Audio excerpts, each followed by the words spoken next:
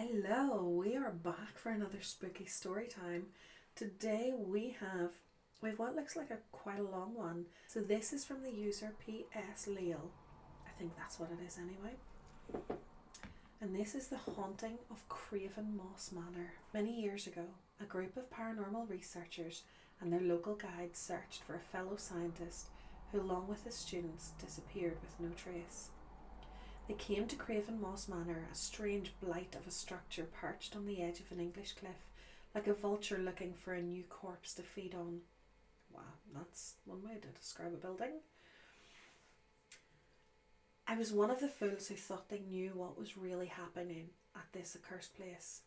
A dense fog had rolled in from the ocean, suffocating the cliffside where Craven Moss Manor stood. The unholy mist clung to the ground, refusing to lift, even as the sun reached its highest point. The locals, long wary of the manor's sinister reputation, began to witness strange phenomena. Lights flickered in the fog, unnatural shadows moved where none should exist, and the most unsettling of all, the rhythmic thumping, like the beating of a colossal, invisible heart, echoed through the night air. Whispers of these occurrences eventually reached the university, where I and my other compatriots taught paranormal and supernatural quasi-science, popular in those days. That was quite a mouthful of a sentence. Alarmed by our friends' prolonged absence, the college board worried about their investment and sent a small search party to the manor, hoping to uncover the fate of the missing professor and his companions. The group, consisting of 3 professors and a local guide, travelled to the malevolent house. I, the science researcher at the time, set out with my friends toward the manor with a growing sense of unease. As we ascended the cliffside road, the fog seemed to thicken with each step, muting all sounds except the crunch of gravel beneath our boots and the ever-growing thump, thump, thump. Ugh. Right? The guide, a grizzled man hardened by the years of living near the cliffside village, wiped a sheen of sweat from his weathered brow. His hand trembled, though he tried to hide it. "We should turn back," he mumbled, his voice barely a whisper. "We should turn back," he muttered, his voice barely a whisper, as though the surrounding air would punish him for speaking too loudly. "This place, it's wrong. Always has been. There's something here that ain't meant for us." His words hung in the thick air, stirring something deep inside each of us, a primal fear that no amount of logic or science could dispel. We exchanged glances, the growing sense that perhaps we too were about to disappear without a trace gnawing at the edge of our minds. I hesitated, glancing up at the manor that loomed ahead, barely visible through the fog. Its twisted, decaying structure seemed to pulse in the mist, as though it had a life of its own, waiting, watching. The rhythmic thumping echoed louder now, almost as if the manor itself had a heartbeat. "We have to press on," I said, though my voice lacked the certainty I had hoped for. "We have a duty to find out what happened to our colleagues, and to the others." But even as I spoke, I could feel the weight of the fog closing in, suffocating any semblance of rationality. The manor was alive, in its own horrible way, and it was waiting for us to step inside. Dr. Maria Hartman glanced at her colleague, Dr. Thomas Wallace. They shared a look, a silent debate of reason against terror. Finally, Dr. Hartman straightened her shoulders. "We're here for our answers. Our friend and his students could be inside still." The guide's eyes widened, his pupils dilated with fear. He hesitated before nodding, though every bone in his body screamed at him to run. As we neared the manor, it loomed out of the fog, twisted and more decrepit than any of the photos had ever shown. Cracked stone walls were covered in a sickly moss, and windows dark, void, reflected nothingness. The front door stood slightly ajar, creaking like an open mouth ready to swallow us whole. Wallace's fingers twitched around his flashlight. "We need to find out what happened. We owe them that much." The guide swallowed hard, his voice barely a rasp.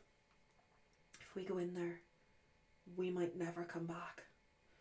We stepped inside, the door groaning shut behind us. As the heavy sound echoed through the decaying halls, the temperature dropped and the stench of rot hit us like a wall. Cold, damp air weighed on their lungs. Well, that isn't ominous or nothing, I joked, trying to lighten the mood. Sounds like something I would do. I do not feel this is a jovial occasion, Dr. Agiel, Dr. Wallace had complained, clearly upset by the atmosphere of the house. Rhythmic thumping grew louder. Each pulse reverberated through the walls, rattling the decaying fixtures. The house was alive, and its pulse matched that of the entity lurking within. The lower floors were eerily silent, filled only with the ruins of forgotten lives. Dust-covered furniture, faded portraits, and books disintegrating into ash at the touch. It wasn't until we reached the second hallway that the nightmare truly began.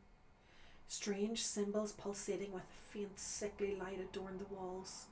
The closer we got to the symbols, the louder the thumping became, vibrating in the very air. Dr. Wallace ran his hand over the grooves in one of the symbols. These aren't decorations. They're warnings. Or a ward, Dr. Hartman whispered, her eyes scanning the markings. Something's trapped here.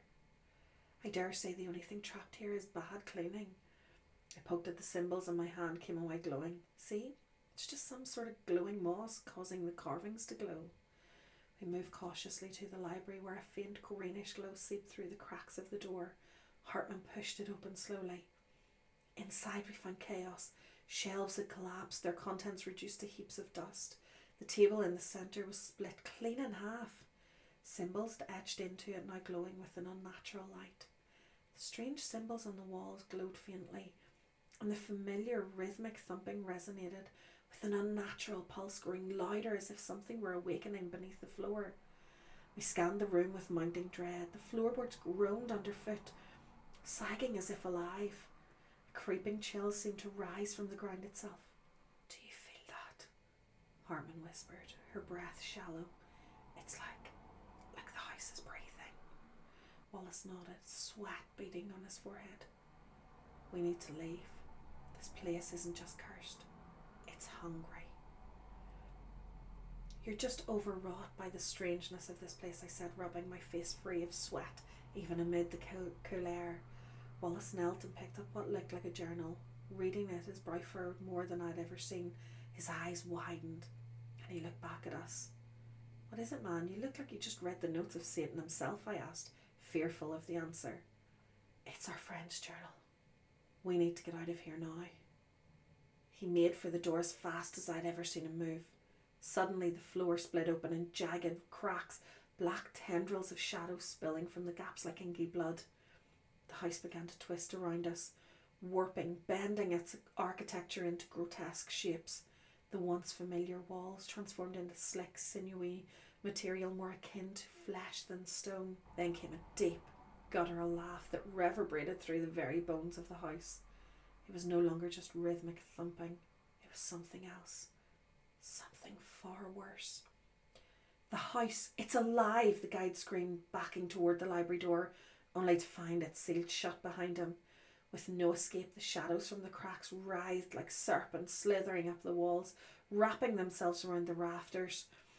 They had a terrible sentience to them, like they were seeking something or someone. The guide froze, his voice trembling. It's after us. It's been waiting for us. Before anyone could move, the tendril shot forward and grabbed him by the ankles. His screams echoed off the warped walls as they dragged him towards the centre of the room, where the floor seemed to open up like a yawning mouth.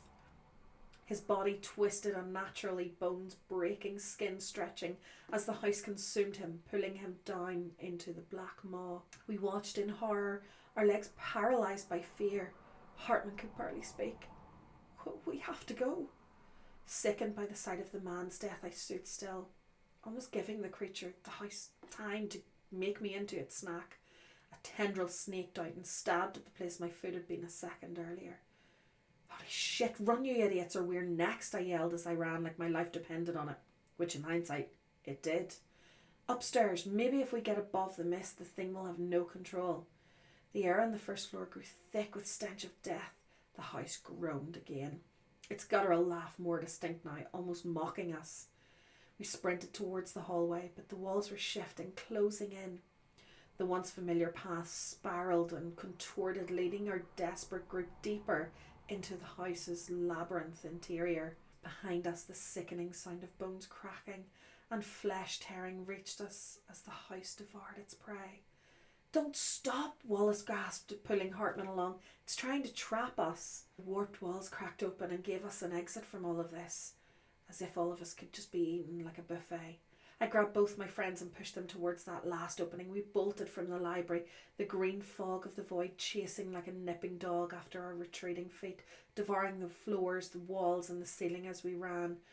I shifted and contorted around our party, walls elongating and twisting like the intestines of some hellish beast.